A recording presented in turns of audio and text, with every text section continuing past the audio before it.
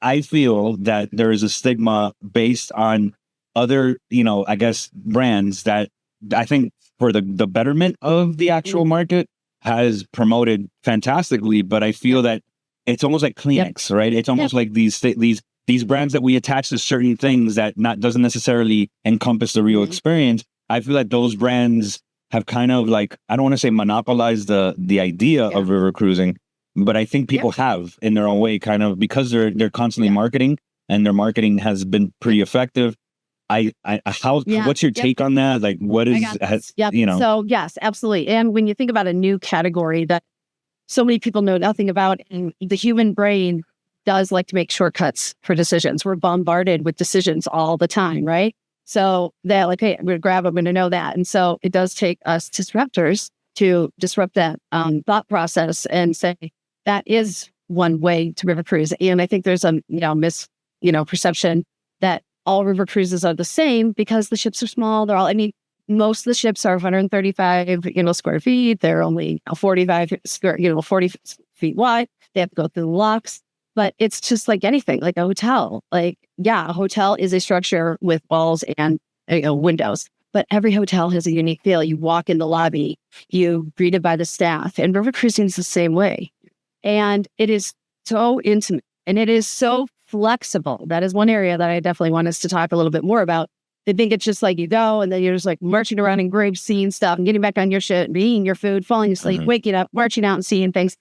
It's not even close. And it's definitely not even close with Riverside, because Riverside really plays to the flexibility that is river cruising. We simply want to facilitate you getting to see the Europe that you want.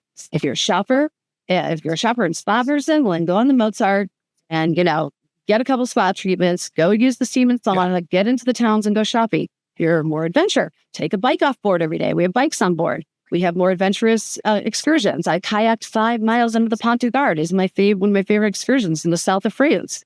If you're a foodie, okay, now this is where we really distinguish ourselves. So the food is going to always be good on a river cruise. The whole category's up more, right?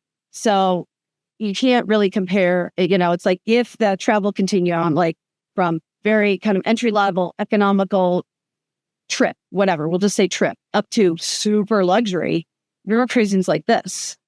So already up market, but we really differentiate on the food. I mean, we put less people on board. We have larger galleys. We have more chefs. We cook everything on demand. It is like Michelin-starred, quality. Wow. The presentation, the flavors, the variety, the quality, the prevalence of food is, you cannot go hungry on a Riverside cruise with your 24-hour room service. Well, I've checked your sources because we've eaten. Yeah.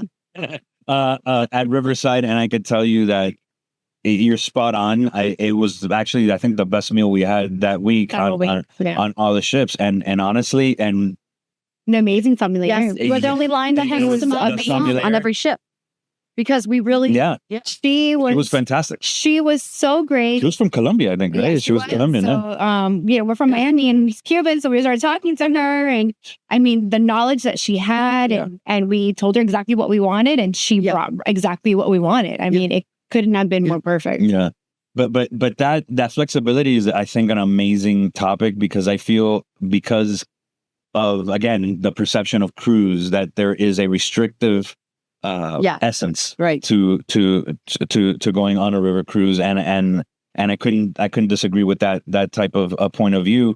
I did have someone kind of push back on me, that they feel like you're not really seeing a city if you're not staying overnight. Okay. We can talk about that. So what is your POV on that? Actually, if you look at it like a 7-night sailing, there's many nights where we do overnight or leave so late that you basically have overnight. You can get out into the city at night. Absolutely. Probably, I would say on a 7-night sailing, probably at least like 3 of those nights you can get out and explore. And then the other nights, it's really cool when you're sailing. Nice. Right during dinner. It's really cool, especially in the summer if you get up on the Vista deck and the sun's going down. It's amazing pop-up bar. So you get both.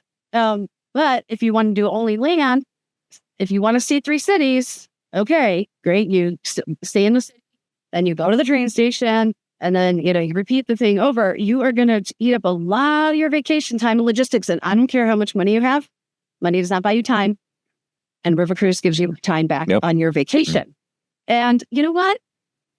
Why does every vacation have to be the be all end all? Go on a river cruise, fall in love with the city, go back and do it on land.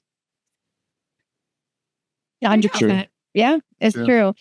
And it's also too, what's great is that you can also do a pre and a post city area anyway. So that's also available to you. Yeah. So those are things that I think that a lot of people don't, they just conceptualize, oh, it's only 1 week. Well, no, your vacation can be longer. You could just stay a little bit longer. And that's why we have 3 and 4 night cruises too, back to flexibility. Or if you just want to get it right, like you're just not sure. Yeah. But I will tell you, every person who has ever tried river cruising with a 3 or 4 night is like, why do we have to get off? It'll happen to you. So, but your choice. Got it. No, but you know what? That's a great point because, you know, to your point, if they just want to try it out, just those 3 or 4 nights, they might regret it because it's so good.